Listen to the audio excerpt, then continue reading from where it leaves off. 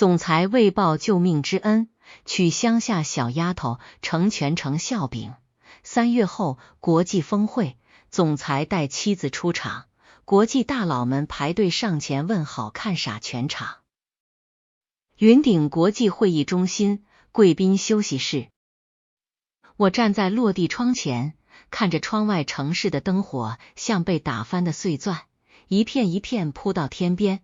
身上那条鹿晗州让助理送来的米白色及膝裙，此刻胸口到裙摆正蜿蜒着一大片暗红色的污渍，像一道被人生生剜开的伤。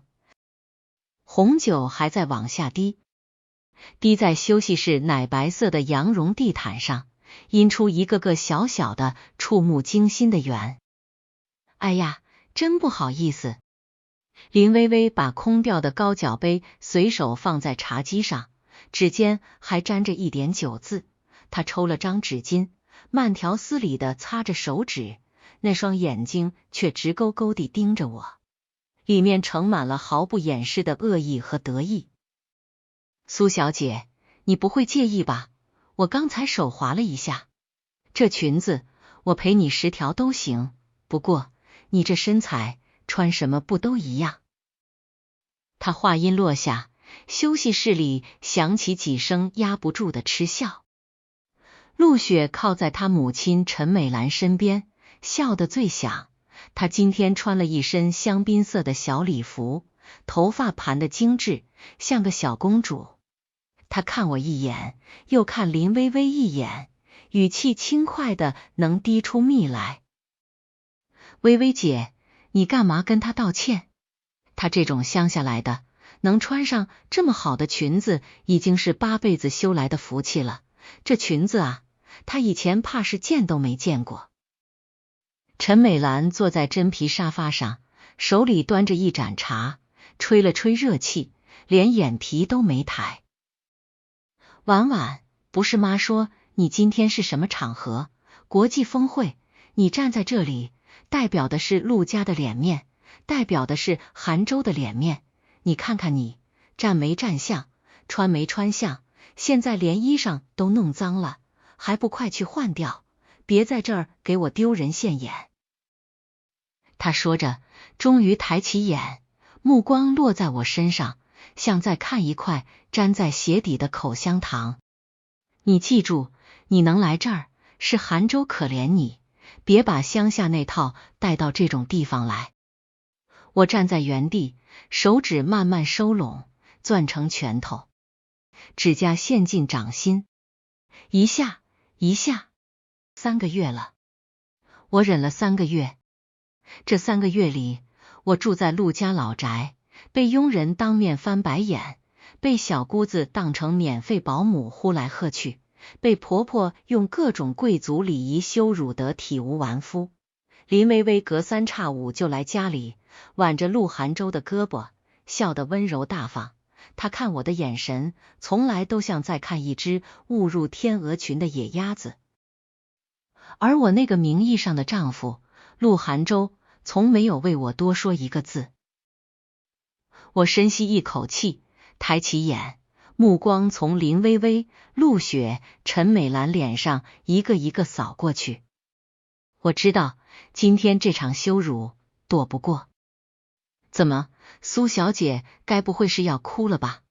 林微微走近2步，微微弯下腰，凑到我耳边，用只有我们2个人能听见的声音说，我告诉你，杭州娶你只是报恩，3年前救他的那个乡下丫头，他早就忘了，你还真把自己当陆太太了，也不看看自己配不配。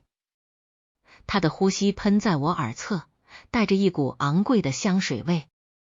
我忽然觉得恶心，我往后退了半步，拉开距离。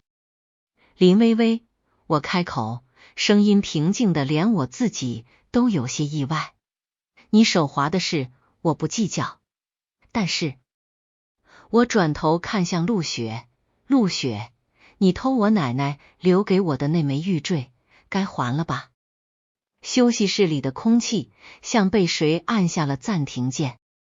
陆雪的脸色变了，他猛地站直身子，脸上的笑容僵住了，随即涨红。你胡说什么？谁偷你东西了？苏婉，你穷疯了，是不是想讹我？陈美兰也皱起眉，苏婉，你还有没有规矩？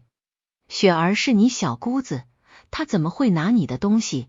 你那些破铜烂铁，我们陆家会稀罕？破铜烂铁？我笑了一下，声音不大，却清清楚楚。那枚玉坠是羊脂白玉，清初的雕刻，我奶奶传了3代。陆雪上个月从我房间里拿走的时候，监控拍得明明白白，要我报警吗？陆雪的脸白了又红，红了又白。她张了张嘴，最后一把抓住陈美兰的胳膊。妈，她疯了，她胡说八道，我怎么可能偷她东西？我……够了！休息室的门被推开，陆寒舟站在门口。他今天穿了一身剪裁极好的黑色西装，领带打得一丝不苟，肩宽腿长，五官冷硬，下颌线像刀刻出来的。他一出现，整个休息室的空气都跟着一紧。林薇薇立刻换上一副委屈又柔弱的表情，小跑过去，寒舟，我刚刚不小心把红酒弄到苏小姐裙子上了，我已经道过歉了，可她……陆寒舟的目光越过她，落在我身上。他看到了我胸口的红酒字，看到了我攥紧的拳头，也看到了我眼里那点还没来得及收起来的冷意。他皱了皱眉，怎么弄的？林薇薇扯了扯他的袖子，寒舟，我真的不是故意的。陆寒舟没有看他，他看着我，语气很淡，淡的听不出任何情绪。去换衣服，别耽误时间。我胸口那根紧绷了3个月的弦，啪地一声断了。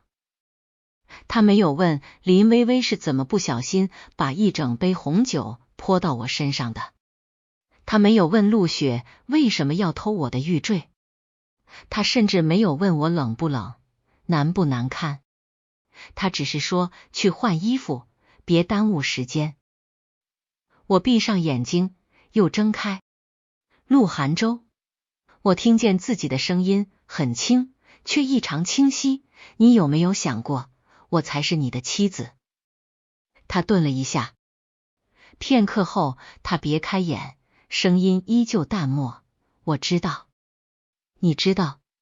我笑了出来，你知道，所以让全城人看我笑话，你知道，所以看着你妹妹偷我东西，你妈骂我，你的白月光泼我红酒。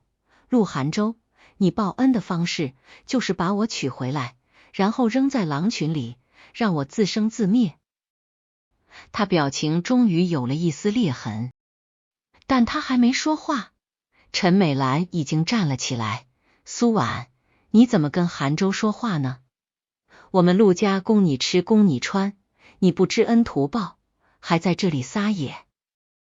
供我吃供我穿，我转过头看他，妈，我嫁进陆家3个月，吃过几顿热饭，喝过几口热水，我房里连空调坏了半个月，报修了3次，有人管过吗？你们陆家的恩我受了，但你们陆家的气我也受够了。林薇薇适时开口，苏小姐，你别生气，我知道你不喜欢我，可你也不能这么跟伯母说话呀。寒舟每天工作那么辛苦，你就不能体谅他一点吗？体谅？我笑了，林薇薇，你以什么身份跟我说话？陆寒舟的什么？他脸色一僵。陆雪小声嘀咕，乡巴佬，嘴还挺厉害。我拿起沙发上自己的包，转身就走。走到门口时，我停了一下。我没有回头，只说了一句，陆寒舟，你给我记住今天，你会后悔的。走出休息室，走廊里的冷气扑面而来。我靠在大理石墙壁上，仰起头，把眼泪逼回去。我不能哭，至少现在不能。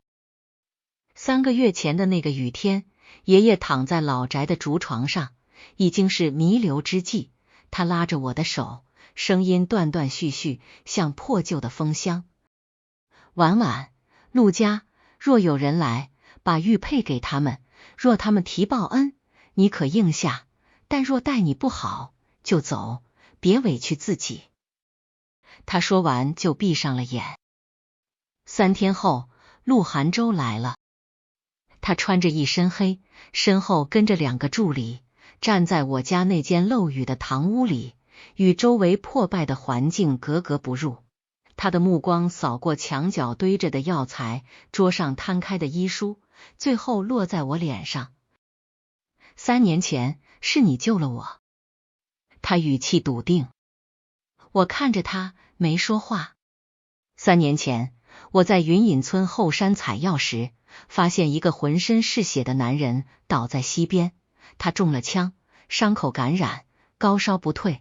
我把他拖回爷爷的药炉，用了整整7天，把他从鬼门关拉了回来。他醒来后，一言不发地看了我很久，最后从脖子上扯下一块玉佩塞给我。我叫陆寒舟，以后我会报恩。他说完就走了。我以为他只是说说，没想到3年后，他真的来了。我要娶你，他说，给你陆太太的身份，给你陆家的庇护，你跟我回城。我看着他那双眼睛，忽然想起爷爷的话。好，我说，我答应了。婚礼很冷清，没有仪式，没有宾客，没有婚纱。民政局出来，他带我去了一趟陆家老宅。那天晚上，陆家摆了一桌饭，饭桌上，陈美兰全程冷脸，陆雪阴阳怪气，林微微坐在陆寒舟旁边，笑得像个女主人。我坐在最角落的位置，面前摆着一碗已经凉了的汤。陆寒舟从头到尾没看我一眼。吃完饭，他让司机送我回陆宅，自己去了公司。从那天起，我成了陆家名义上的少奶奶，实际上的隐形人。全城的报纸和自媒体都在嘲笑我。陆氏总裁为报恩娶乡下丫头，门不当户不对，全城笑柄。灰姑娘嫁豪门，被婆婆嫌弃，小姑刁难，白月光碾压，婚后3个月独守空房。知情人爆料，陆寒舟根本不爱她，只是为了还一条命。这些新闻陆寒舟都知道，他从没管过，我也没问过，因为我知道他心里没有我。他娶我只是还恩，还完了就散了，而我要做的就是等他亲口说出离婚，或者等我自己彻底死心。我在洗手间里站了很久，镜子里的女人脸色苍白，眼眶微红，头发被人扯得有些乱，耳边的碎发湿乎乎地贴在脸上，身上的米白色裙子已经被红酒浸透，贴在皮肤上，凉得难受。我从包里拿出手机，屏幕上3条未读消息跳了出来。第1条来自周秘书长：苏教授，您到会场了吗？我派人去接您。第2条来自伊丽莎白：亲爱的苏，听说你结婚了，恭喜！今晚我们一定要好好聊聊。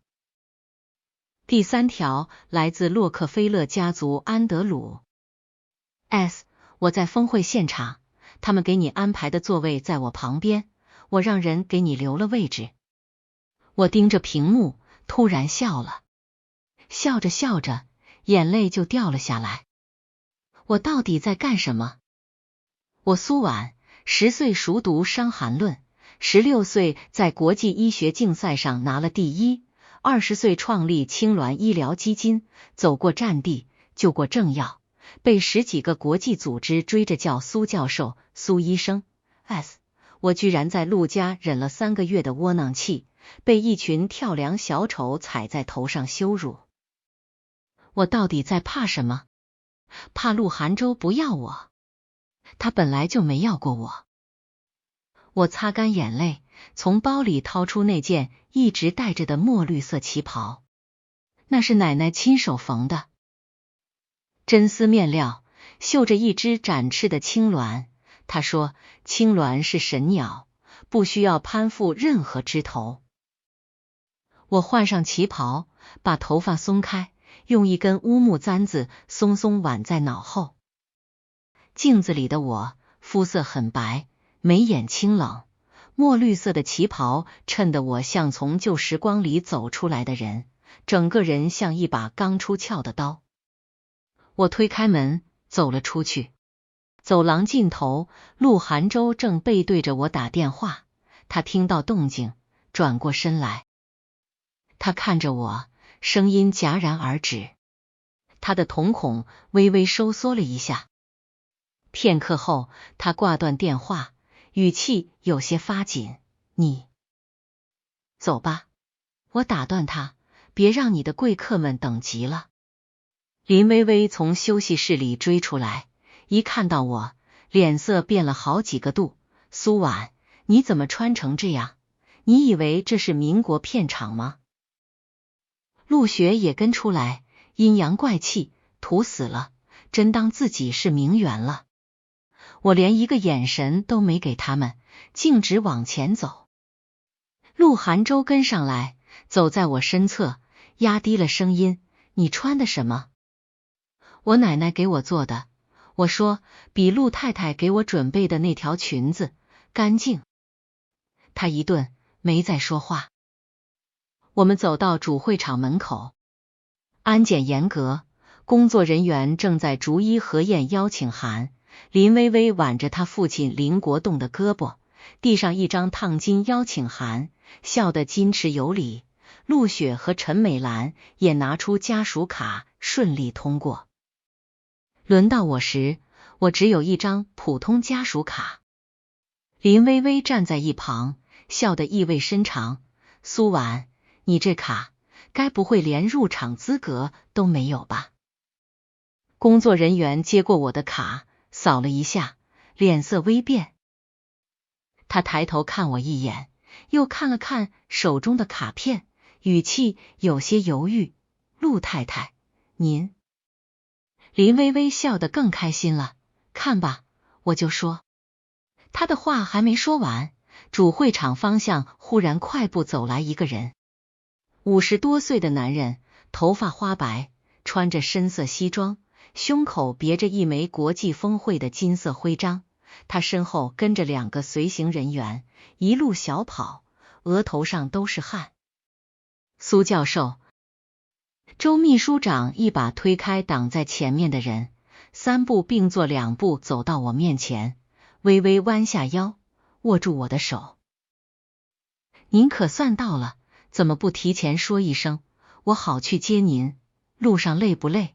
快请进，快请进。”他的声音不低，周围的人都看了过来。林薇薇的笑容僵在脸上，陆雪张大了嘴，陈美兰手里的包差点掉在地上。周秘书长是谁？国际峰会秘书处最高负责人，连陆寒舟见了都要礼让3分的人物，他居然对我鞠躬。周叔，我笑了笑，好久不见。哎呦，您可别叫我周叔，折煞我了。周秘书长连连摆手，脸上全是见了偶像的激动。您上次在非洲救的那批人，里面就有我儿子，我还没好好谢您呢。对了，安德鲁先生和伊丽莎白王妃都到了，一直问起您，快跟我来，他们给您留了最好的位置。他说着，做了个请的手势。我点点头，跟着他往前走。经过林薇薇身边时，我停了一下。我侧过头，用只有他能听见的声音说：“林薇薇，你说的对，我确实不是名媛，因为名媛见到我得先问好。我没看他的脸色，继续往前走。陆寒舟站在原处，看着我的背影，眼神越来越深，深得像一潭看不见底的水。其实我本来不想这么高调，如果林薇薇没有泼我红酒，如果陆雪没有偷奶奶的玉坠，如果陆寒舟没有说那句去换衣服，我可能会继续装下去，装一个平凡的、土气的、任人欺负的乡下丫头，装到陆寒舟亲口说出离婚为止。可他偏不，他们偏要踩在我的底线上，一遍一遍地撵。那就别怪我了。爷爷生前总说，婉婉，你的本事是用来救人的，不是用来炫耀的。我一直记得，所以我从不主动提及自己的身份，但这不代表我可以被人随意踩在泥里。3年前，我在云隐村救了陆寒舟，同一年，我受邀加入国际医疗联盟，代号 S。我用这个代号，先后在中东、非洲、南美参与过37次战地医疗救援，救过的人包括某国王储、某国首富的独女、某皇室王妃。我的手机里存着17个国家政要的私人号码，我的邮箱里躺着超过200封来自国际组织、顶级医疗机构、王室家族的感谢信和邀请函。这些我从未对陆家任何人说过，因为我觉得既然要报恩，就报得干净利落，等陆家觉得还清了，我就走。可3个月下来，我发现自己错了。陆家的恩根本不在陆寒舟身上。爷爷说的陆家是陆寒舟的爷爷，曾经在饥荒年间给过苏家一口饭，那口饭的恩，苏家记了3代，可陆家如今这些人早忘了祖上的善，只剩下满身的势力和刻薄。我凭什么要为他们委屈自己？我走到主会场门口，抬手理了理耳边的一缕碎发，然后我迈进了那扇金碧辉煌的大门。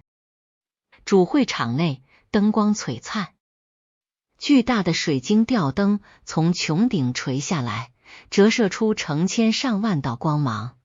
会场里已经坐了不少人，西装革履的男人，珠光宝气的女人，每个人脸上都带着得体的笑，寒暄声此起彼伏。周秘书长亲自引着我往里走，一路上不断有人看过来，一开始只是好奇，后来是震惊。快看，那不是 S 教授吗？真的是他，我的天，他怎么来了？他穿旗袍的样子太有气质了。我听见身后陆雪的声音，带着明显的不可思议，他怎么认识周秘书长？他不是乡下来的吗？林薇薇的声音更尖，一定是有什么误会，他那种人怎么可能？他的话还没说完，一个金发碧眼的男人从座位上站起来，快步朝我走来。S， 我的上帝，真的是你！安德鲁·洛克菲勒热情地张开双臂，给了我一个拥抱，他的动作自然又熟稔，像多年未见的老友。听说你结婚了，我还不敢相信，快告诉我，是哪个幸运的男人？他笑着，目光落在我身后的陆寒舟身上，挑了挑眉，该不会就是这位吧？陆氏集团的陆总，久仰久仰。陆寒舟站在我身后，脸色有些复杂。他点了点头，伸出手，洛克菲勒先生，幸会。安德鲁握住他的手，用力晃了晃。陆总，你娶了 S， 可真是太有眼光了。你不知道，我们圈子里有多少人排着队想见他一面。他救过我女儿，也救过我的命，他是我们全家的恩人。陆寒舟的瞳孔微微一缩，他看向我，眼神里多了一丝我看不懂的东西。我别开眼，继续往前走。没走几步，一位穿着宝蓝色长裙的女人迎面走来，她气质高贵，步伐优雅，身后跟着2个保镖。亲爱的苏伊丽莎白王妃张开手和我拥抱。你结婚这么大的事，怎么都不告诉我？我要是从别人嘴里知道，可要生气的。他说着，从手腕上褪下一只玉镯，塞进我手里。这是给你的结婚礼物，不算贵重，但保平安。那只玉镯晶莹剔透，一看就价值不菲。陆雪在身后倒吸一口凉气，林薇薇的脸已经白得像纸。伊丽莎白王妃是欧洲王室成员，国际峰会的贵宾，她居然跟我像闺蜜一样说话。这还没完，接下来一位蓄着短须的中东男人走过来，朝我行了一个非常恭敬的礼。苏医生，您还记得我吗？我是阿卜杜勒，3年前您在中东救了我的儿子，他一直想当面谢谢您。我微微一笑，阿卜杜勒先生，您客气了，小王子身体还好吗？好，好得很，他现在每天都要看您的照片，说长大了要娶您。阿卜杜勒哈哈大笑，不过现在看来，他晚了一步。周围的人越来越多，有世界银行的副总裁，有国际红十字会的高级专员，有诺贝尔医学奖得主，有跨国集团的女总裁。他们一个一个上前，跟我问好，跟我拥抱，跟我合影。我微笑着回应，用流利的英语、法语、阿拉伯语切换自如。整个会场像被按下了什么奇怪的开关，所有人的目光都从最初的看笑话变成了震惊、疑惑、难以置信。陆雪的声音已经带上了哭腔，她到底是谁？她不是乡下来的吗？为什么所有人都认识她？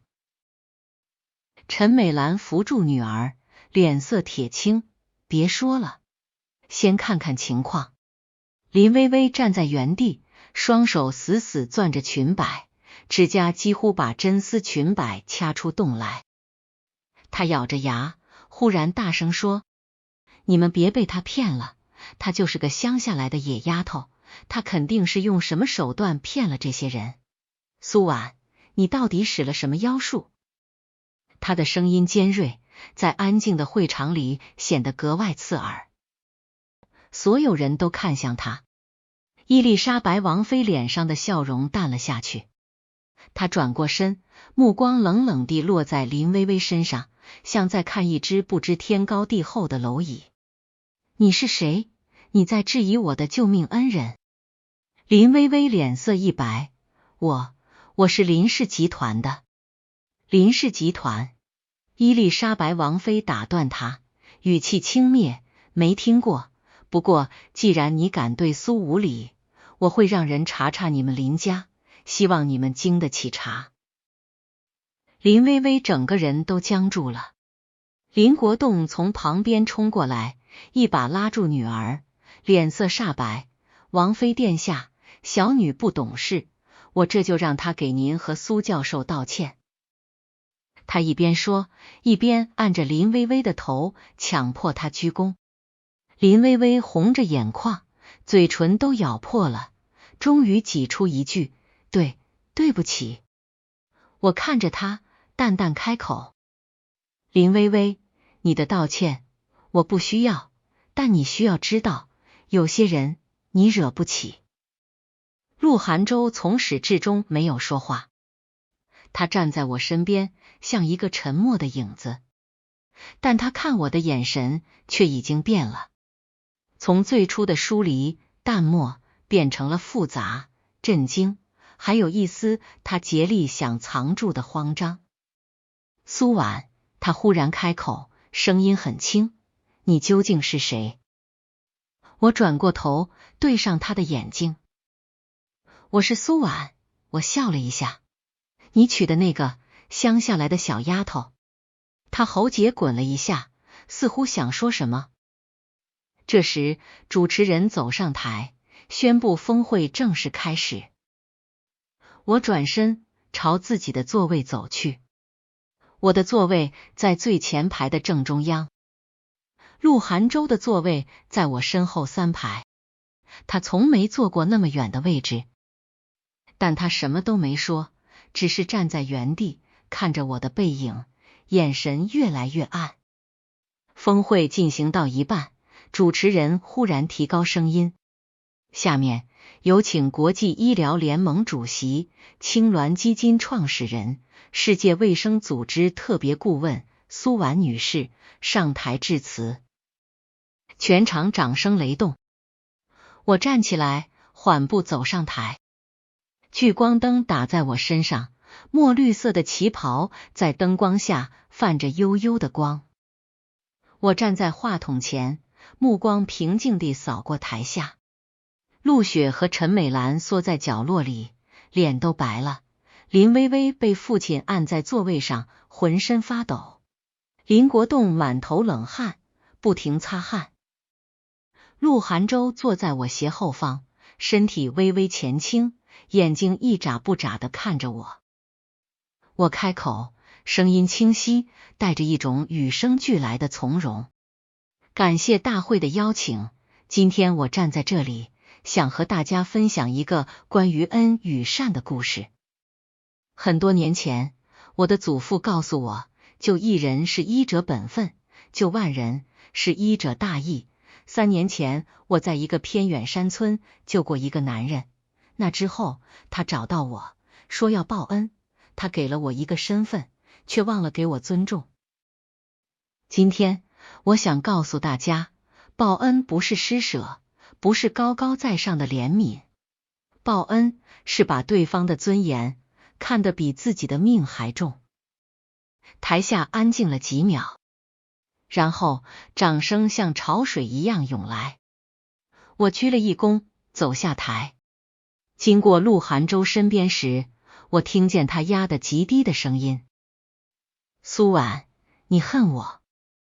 我脚步一顿，不恨，我说，只是你配不上我。峰会结束后，陆寒舟追了出来。他挡在我面前，西装外套搭在臂弯，领带扯松了一点，额角有细细的汗。苏婉，他叫我全名。我抬起头，陆总，还有事吗？他沉默了很久，才哑着嗓子说，对不起。我笑了，陆总这3个字对我有什么用？能还我奶奶的玉坠吗？能让我这3个月受的气一笔勾销吗？能让我在全城人面前抬起的头重新低下去吗？他闭了闭眼。能，他说。我愣住了。他从西装内袋里掏出一样东西，摊在掌心。是我奶奶那枚玉坠。我问了陆雪，她不敢不交。她说，这3个月是我混蛋，我总以为报恩就是把你放进陆家，给你钱，给你身份，可我没想过，你也是人，你也会委屈。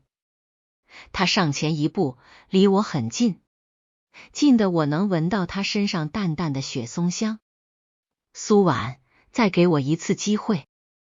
我看着他，心里忽然涌起一股说不清的滋味，是委屈，是酸涩，是这3个月来第一次有人问我，你也会委屈。我的鼻子忽然有点酸。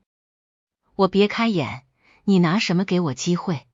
陆寒舟，你不是连我都不了解吗？你连我是什么人都不知道，你凭什么说喜欢我？他沉默了一下。我知道，他说，我知道你会救人，知道你心软，知道你笑起来的时候右边有个酒窝，知道你生气的时候喜欢咬嘴唇，知道你被欺负了也不肯哭，知道你每次回陆家都会一个人站在阳台上发呆。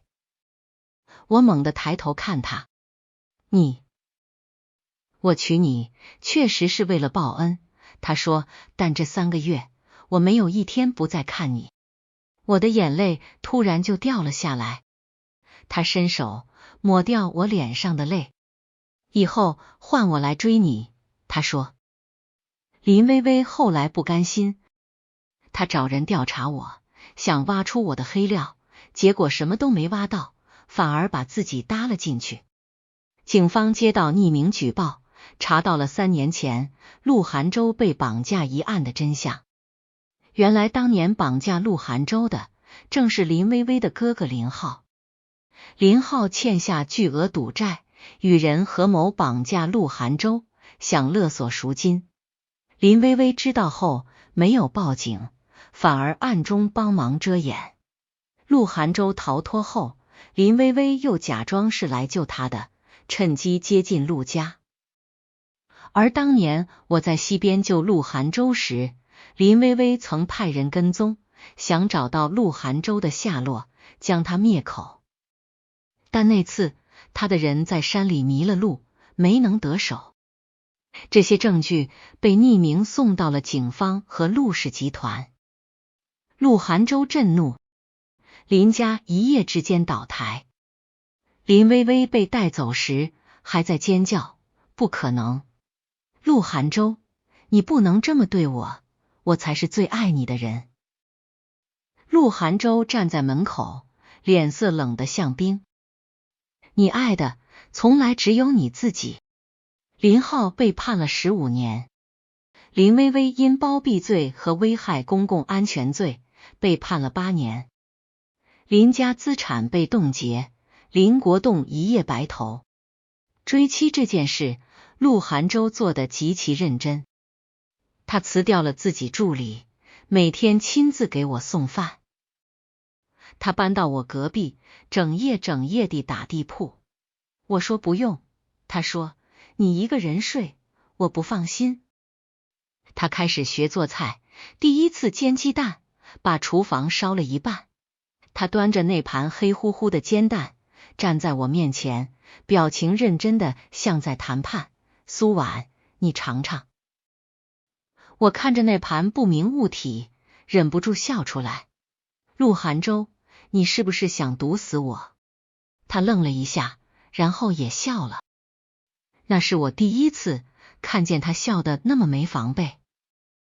他学会了煮粥，学会了煲汤，甚至学会了我最爱吃的桂花糖藕。他还会半夜翻窗进来，只为了给我盖被子。我问他，你以前不是很高冷吗？他理直气壮，那是对别人。陆雪和陈美兰也来道歉。陈美兰红着眼眶，握住我的手，婉婉，是妈错了。妈有眼无珠，不知道你是这样的身份，你原谅妈好不好？我抽回手，笑了笑，妈，我不需要你讨好我，你只要记得，以后别随便骂人乡巴佬就行。陆雪站在一旁，低着头，眼圈红红的，嫂子，对不起，玉坠我已经还给你了，我以后再也不敢了。我看他一眼，没说话。陆家鸡飞狗跳，我却只想安静。可命运似乎不想让我安静。一天半夜，陆涵洲接了个电话，脸色变得很难看。他站在落地窗前，背对着我，声音压得很低。海外并购案被恶意做空，对方是谁？我坐在沙发上，慢慢翻着一本医书。挂断电话后，他揉了揉眉心，转过身，公司有点事，对方是不是叫黑石资本？我头也不抬地问。他一顿，你知道了。我放下书，拿起手机，拨了个号码。是我，黑石资本在陆氏的项目上做了多少空单？好，替我平掉。另外，把黑石资本背后那个操盘手的资料发给我。10分钟内，我挂断电话，看向他。陆寒舟，你总说报我的恩，今天我让你看看什么是真正的报恩。10分钟后，黑石资本爆仓。30分钟后，陆氏股价回升。1小时后，国际资本圈震动。陆寒舟看着我，眼神像在看一个怪物。你到底还有多少事是我不知道的？我站起来，走到他面前，踮起脚，伸手揉了揉他的头发。多着呢，以后你慢慢发现。他一把扣住我的手腕，把我拉进怀里。苏婉，他低头，额头抵着我的额头，我好像真的爱上你了。我笑了一下，那你还要不要继续追？追，他说，追到你哪天说我愿意为止。2个月后，我带着陆寒舟回了云隐村。爷爷的墓在村后山的半山腰上，四周种满了艾草和野菊。陆寒舟穿着黑色大衣，跪在墓前，脊背挺直。爷爷，他说，谢谢您把婉婉交给我，谢谢您当年救了我陆家，我会用余生证明，他不是报恩的工具，也不是谁的附属品，他是我陆寒舟的命。他磕了3个头。我站在他身后，看着他宽阔的背，鼻子忽然有点酸。风从山谷里吹来，带着草药和泥土的气息。我走过去，在他身边跪下，握住他的手。爷爷，你看到了吗？我轻声说，我没有委屈自己，我很好。陆寒舟反手握住我的手，握得很紧。婉婉，他看着我，眼神温柔的像水，嫁给我，不是报恩，是我求你，给我一个爱你的机会。我笑了。好，我说，我答应了。他愣住了。真的？我点头，真的。他一把把我抱进怀里，抱得特别紧。苏婉，我爱你。我知道。你什么时候知道的？刚才。他松开我，看着我，突然笑了。那你还答应？因为我也爱你啊，傻子。后来，陆寒舟重新办了一场婚礼。那场婚礼轰动了全城，没有乡下丫头的嘲笑，没有门不当户不对的冷言冷语。各大国际组织的领导人、王室成员、商界巨擘齐聚一堂。他们中有人叫我苏教授，有人叫我苏医生，有人叫我 S。 他们一个个上前向陆寒舟道贺，说他是这世上最幸运的男人。那些曾经嘲笑过我的人，那些曾经在背后嚼舌根的人，如今只剩下了仰望和悔恨。林薇薇在狱中从新闻里看到这场婚礼，据说当晚哭到脱水。陆雪后来成了我的小跟班，逢人就说我嫂子是苏婉，那个国际峰会上的苏教授。陈美兰每天变着花样给我送汤，生怕我生气。而我呢？我还是我，那个从乡下来的小丫头。只不过我找回了自己，也赢得了爱情。站在婚礼台上，陆寒舟掀开我的头纱，吻下来的时候，我听见他轻声说：苏婉，谢谢你愿意嫁给我。我踮起脚，加深了这个吻。陆寒舟，这辈子我允许你报恩，用你的一生来报。台下掌声如雷，我眼角有泪滑落，但那是幸福的泪。婚后第3个月，陆家老宅那座死气沉沉的宅子被我彻底翻新了一遍。陈美兰一开始还想摆婆婆的架子，说什么祖宅不能乱动，后来被陆寒洲一句他喜欢怎么弄就怎么弄给堵了回去。再后来，他自己也搬去了后院的小洋楼，说是不打扰你们小两口。临走前，他握着我的手，表情复杂的像吞了一整颗柠檬。婉婉，以前是妈不对，妈走了以后，你要照顾好寒洲。我笑着点头，心里却在想，这老太太终于学会说人话了。没了陈美兰和陆雪在眼前晃悠，陆宅清静了不少。我把1楼最大的那间房改成了药房，四面墙都是木架子，上面摆满了从世界各地搜罗来的药材。陆寒洲第一次进去的时候，站在门口愣了好半天，最后憋出一句：老婆，你这是要把家变成医院？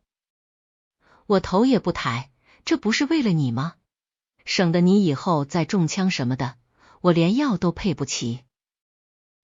他走过来，从背后抱住我，下巴搁在我颈窝，声音闷闷的。不提这个，我以后不会让你再救我第二次。我手上动作顿了一下，心里某个角落软成一滩水。这男人结婚前冷得像块冰，结婚后却像只大型犬，恨不得一天24小时挂在我身上。今天早上我照例起得很早，窗外天刚蒙蒙亮，陆寒洲还在睡。他睡觉的时候很安静，侧脸陷在枕头里，睫毛在眼下投出一小片阴影。我看着他，忍不住伸手戳了戳他的脸。他一把抓住我的手，眼睛都没睁。别闹，醒了还装睡，我小声说。他睁开眼，眼神清亮，一点刚睡醒的迷糊样都没有。他翻身把我扣在怀里，声音带着晨起特有的沙哑：再睡会儿，还早。我挣扎了一下，我今天要去青鸾基金总部，有个会要开。推了，他埋进我头发里，呼吸喷在我耳后，痒得我缩了缩脖子。陆寒洲，你能不能正经点？不能，他理直气壮。最后我还是没推掉那个会，因为那场会议关系到一个大麻烦。青鸾基金总部位于城西一栋独立的3层小楼，外观不起眼，里面别有洞天。我到达时，秘书长周叔已经在办公室等我了，他的脸色不太好看。苏教授，您看看这个。他把一份文件递到我面前，我接过来翻开，是一份财务报表。我飞快地扫了一遍，眉头越皱越紧，有人在黑我们。不止，周叔声音发沉，今天凌晨，3家大型制药企业同时宣布将终止与青鸾基金的全部合作。紧接着，我们名下5家慈善医院的药品供应被砍了70%，对方动手很快，像是早有预谋。我把文件放下，手指在桌面上轻轻敲了敲。查到是谁了吗？查到了。周叔犹豫了一下，是霍家。我挑了下眉。霍家，云城4大家族之一，主营医药和医疗器械。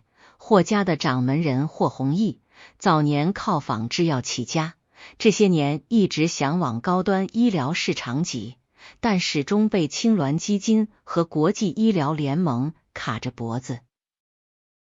我跟他打过几次交道，此人心胸狭隘，睚眦必报。霍弘毅这是急了，我冷笑。他儿子霍廷川前阵子想进国际医疗联盟，被资格审查委员会驳回了，他把这笔账算在了我头上。周叔点头，不止这个，我收到消息，霍家联合了海外一家资本，打算在股市上做空陆氏，同时掐断您在东南亚的药品供应链。他们想一石二鸟，既打压您，也打击陆总。我沉默了几秒。霍弘毅这个人不可怕，可怕的是他背后的人。谁在帮他？我问。周叔压低声音，黑石资本。我眼皮一跳，又是黑石资本。2个月前，我刚替陆世平调了黑石的一波恶意做空，那件事之后，黑石资本元气大伤，我以为他们会收敛，没想到他们不但没有收手，反而换了条路，重新杀了回来。而且这次他们学聪明了，不直接动陆氏，而是从我的青鸾基金下手。围魏救赵？不是围我救陆，他们想逼我出手，然后寻找破绽。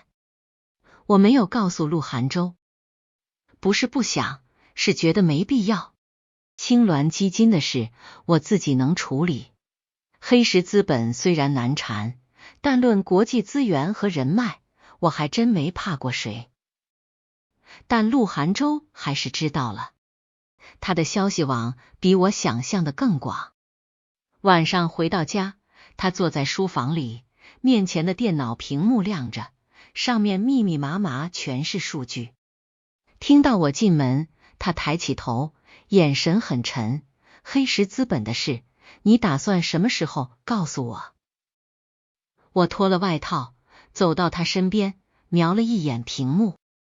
周叔告诉你的，你不用管谁告诉我的。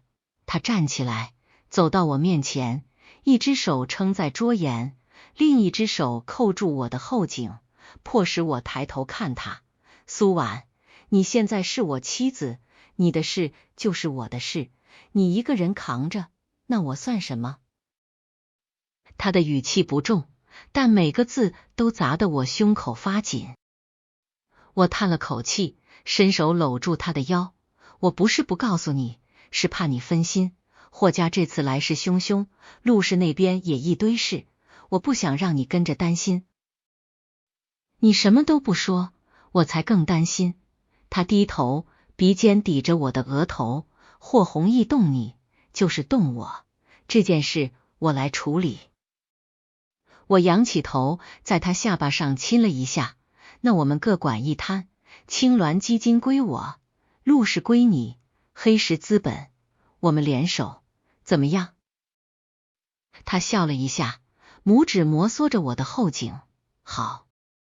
那晚我们聊了很久，从霍家的发家史，到黑石资本的资本结构，再到东南亚药品供应链的薄弱环节。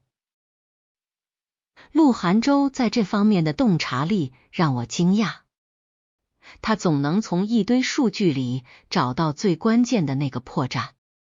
霍弘毅这个人最大的问题不是贪，是蠢。他靠坐在床头，一只手有一下没一下地摸着我的头发。他以为断了你的供应链，就能逼你退出国际医疗联盟，可他忘了，你在国际上的人脉比他整个霍家加起来都广。我窝在他怀里，闭着眼睛。所以呢？所以他这次会死得很难看。他的声音里带着一丝冷意，但手指却温柔的不像话。睡吧，这些事交给我。我嗯了一声，很快睡着了。黑暗中，陆寒舟看着怀里的女人，眼神柔软的能滴出水来。他拿出手机，给助理发了条消息：明天上午约霍弘毅，我要见他。霍家老宅，霍弘毅坐在太师椅上，手里盘着2个核桃，脸上带着志在必得的笑。爸，陆寒舟约您见面。霍庭川走进来，表情有些兴奋。他是不是怕了？陆氏这几天股价一直在跌，我看他撑不了多久了。霍弘毅冷笑一声，陆家那个毛头小子是靠苏婉才撑到今天的，只要苏婉的青鸾基金一垮，陆氏就是没了牙的老虎，到时候我们霍家想怎么拿捏就怎么拿捏。可是苏婉那女人可不是好惹的。霍庭川皱眉，他在国际上的人脉太广了，连王妃都是他的人，我们这么明着动手，会不会？怕什么？霍弘毅打断他，他再厉害也是个女人，女人一旦动了情，就有了软肋，她的软肋就是陆寒舟，我们只要抓住这一点，就能把她拿捏得死死的。他站起来，走到窗口，望着外面阴沉沉的天。黑石资本那边怎么说？他们愿意再投20亿，但要求我们拿到青鸾基金在东南亚的3家核心医院的控制权。霍廷川压低声音，他们说这是最后一次，如果这次再失败，他们就撤资。霍弘毅眸色一沉，3家核心医院，胃口倒是不小，不过没关系，只要能把苏婉赶出医疗联盟，这3家医院给他们就是。他转过身看着儿子，你明天跟我一起见陆寒舟，我倒要看看他能玩出什么花样。第2天，云顶会所私人包间，陆寒舟到的时候，霍弘毅和霍廷川已经在了。3人寒暄了几句，各自落座。茶还没上，霍弘毅就开门见山，陆总今天约我是为了陆氏股价的事吧？坦白说，你们陆氏这次遇到的麻烦不小，不过我们霍家向来与人为善，如果陆总愿意坐下来好好谈，也不是没有解决的办法。他说着，慢悠悠的倒了杯茶，推向陆寒舟。陆寒舟没接，他靠在椅背上，一只手搭在桌沿，神色淡淡。霍总说的办法是指让我劝苏婉退出国际医疗联盟。霍弘毅笑了，陆总果然聪明。他放下茶壶，身体微微前倾，苏婉再厉害，终究是你的妻子，只要你开口，她不会不听。只要她退出医疗联盟，我保证霍家立刻撤回针对陆氏的一切手段。不仅如此，以后云城医药这块，陆家占30%，霍家占70%，我们联手，何愁赚不到钱？陆寒舟听完，忽然笑了一下。他笑起来的时候，眉眼舒展，却无端让人发冷。霍总，你搞错了一件事。他声音不疾不徐，我陆寒舟从来不会拿自己的女人去换生意，更不会让我的妻子受任何委屈。霍弘毅脸色微变，陆总，你可想清楚了，陆氏现在的状况撑不了太久。是吗？陆寒舟站起身，居高临下的看着他。霍总也请想清楚，你今天能坐在这里跟我谈条件，是因为我还没动你，如果我真的动手，你连坐在这里喝茶的机会都没有。他说完，转身就走。走到门口时，他停了一下。对了，回去转告黑石资本，他们的20亿要打水漂了。与此同时，我正在青鸾基金总部开一场国际视频会议。参会的人来自世界各地，有世界卫生组织的官员，有国际医疗联盟的副主席，有中东某国的卫生部长，有欧洲某皇室的代表，还有几个全球顶级医疗集团的负责人。会议主题只有一个，全面切断霍家在全球范围内的医药合作。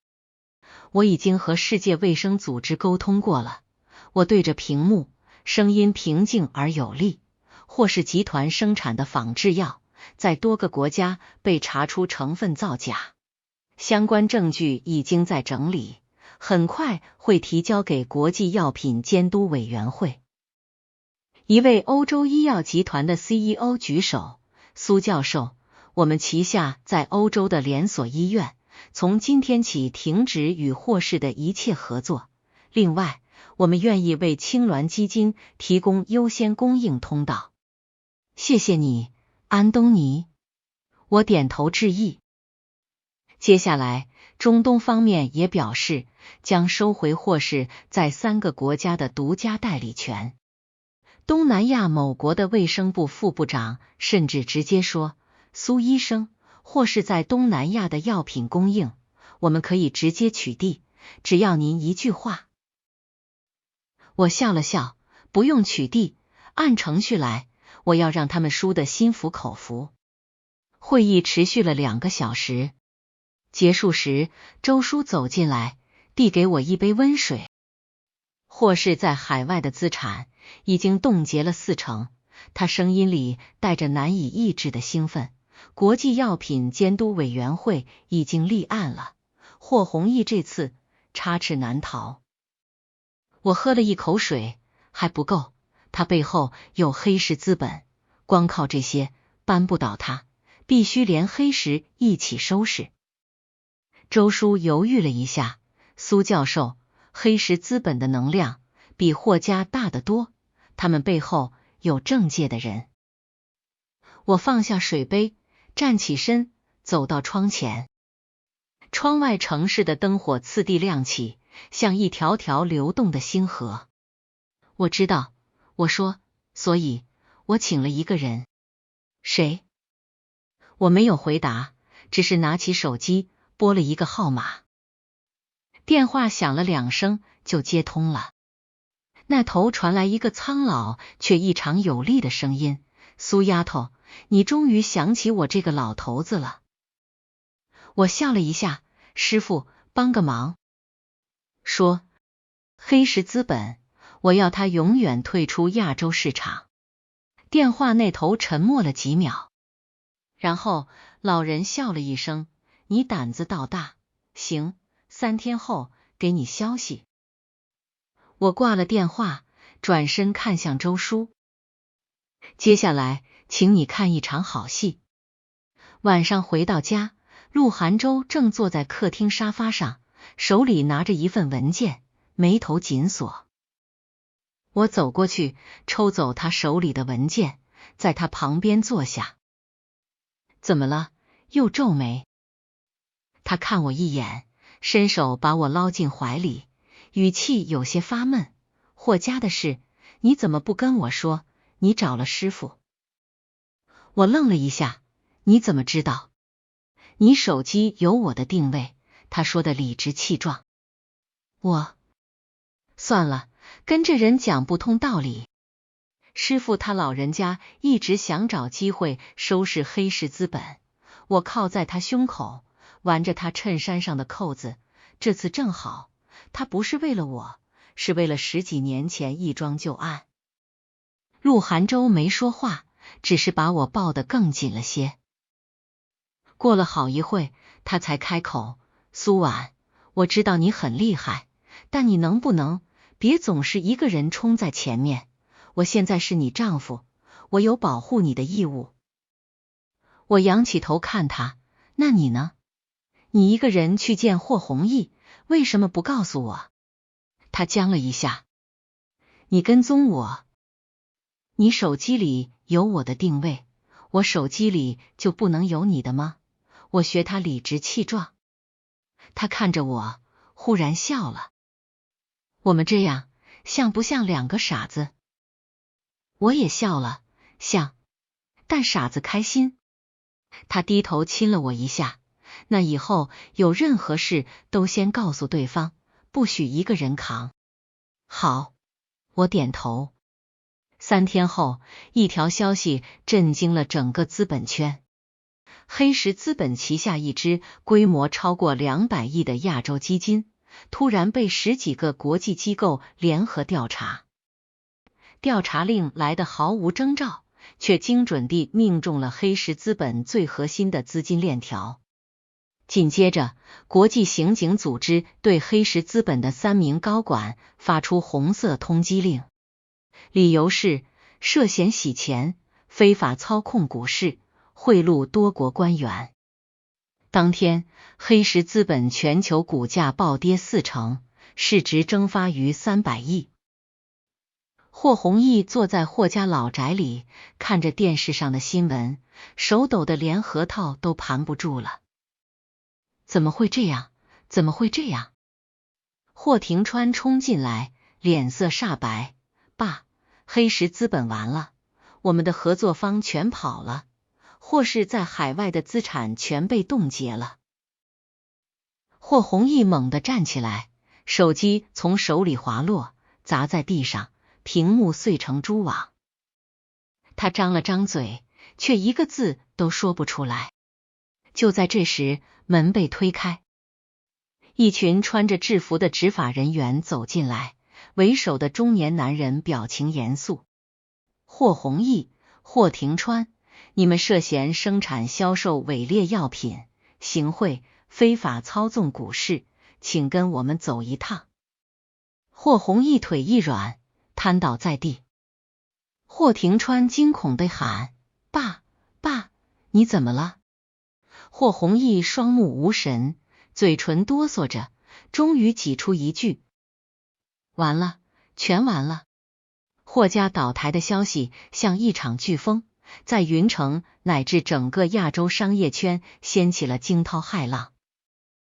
没人知道是谁动的手，只知道一夜之间，曾经不可一世的霍氏集团从云端坠落，摔得粉碎。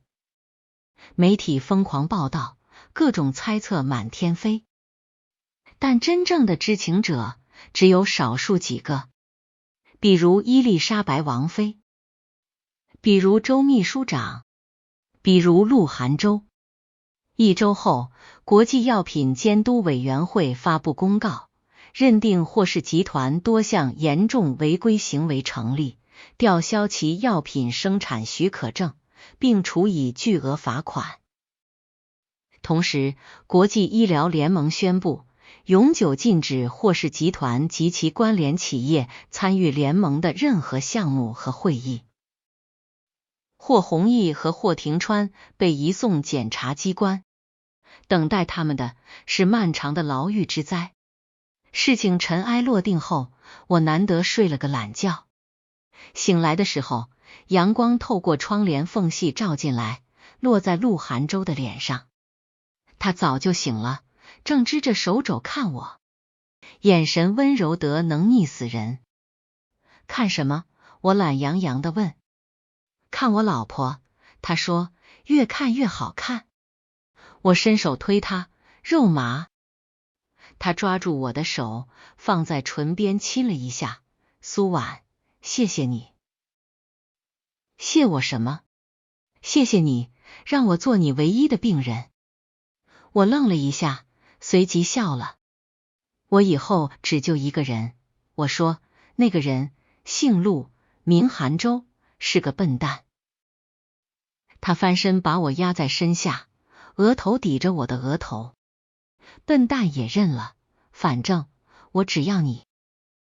我环住他的脖子，主动吻了上去。窗外阳光正好，屋里爱意正浓。又过了1个月，霍家的案子开始审理，霍弘毅和霍廷川对犯罪行为供认不讳。